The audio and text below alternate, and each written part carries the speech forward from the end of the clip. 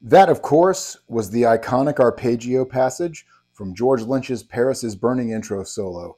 Welcome back, everybody, to the fourth installment in a series of lessons on how to play that very solo. This really impressive sounding cascade of arpeggios is actually very simply laid out on the fingerboard. It's a series of essentially power chords that just follow the root note on the dots down the fingerboard. That's the short version, except for the very end, we go back to the second fret on the A string. So the way this is going to start, the pattern is going to start like this. It's going to be the high E string on the 19th fret, and then the G string on the 21st fret. Then we're going to stay on the 19th fret with the index finger on the A string, and we're going to go 19 and then 21, 21 on the D and G. So note the picking here, by the way.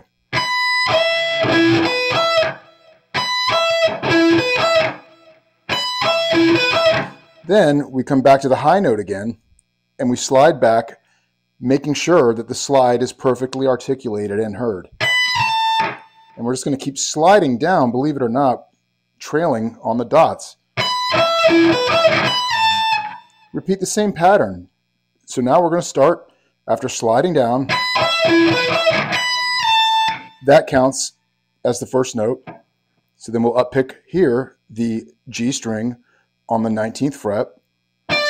And then we'll go 17, 19, 19 on the A, D, and G strings respectively. So those first two look like this. Then we just do the same thing. Strike the high note again. Come back. And strike again. Go back to the next dot. Same shape, same strings, same everything. Until you get here. The only thing we're going to change is instead of going to the G string on this particular spot, we're going to hit the B string on the in this case, the 11th fret. So that'll look like this. Everything else will be the same.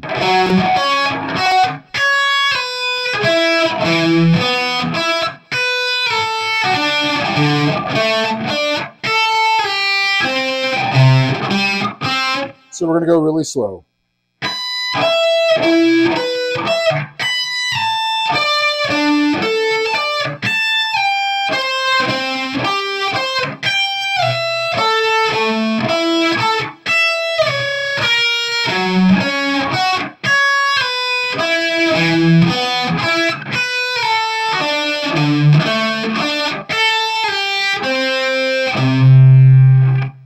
Now, when we slide back to the C arpeggio in third position,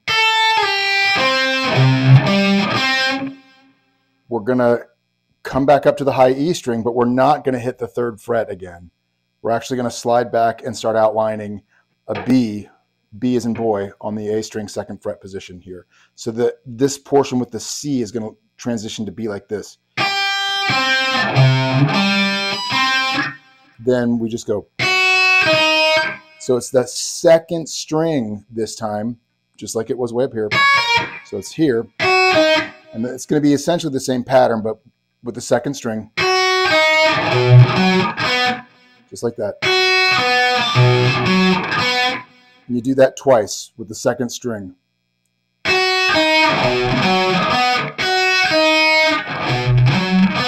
Then we hit the high note on the third rep. And we get back to the G string instead of the B string. Same position.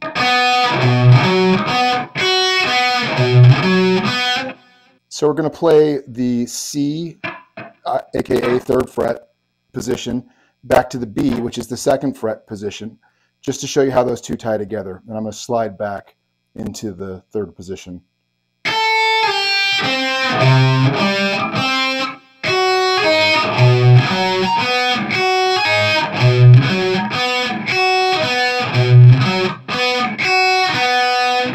Then start a repetition,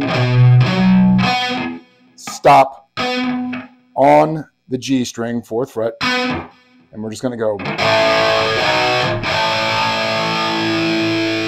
And that's just 3 string power chords with A as the root and the D and G on the 2nd fret, and then B as the root on the 2nd fret of the A string with the D and G on the 4th fret. And what you do there is you kind of interrupt yourself ungracefully because it was 2 guitars in the original recording. So again, that section is going to look like this.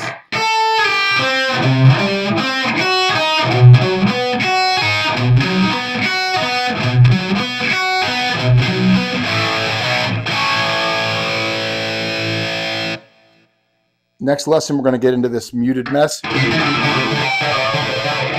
But let's just say to get yourself started, you're going to do this pattern. That's 3 open, 5 open, all with the left hand on the A string as you slowly, barely touch the A string and glide down it without releasing very light pressure to get these harmonics. That's how that starts, but we'll get into actually how the whole thing more or less works in the next one. Thanks for the time. See you next time.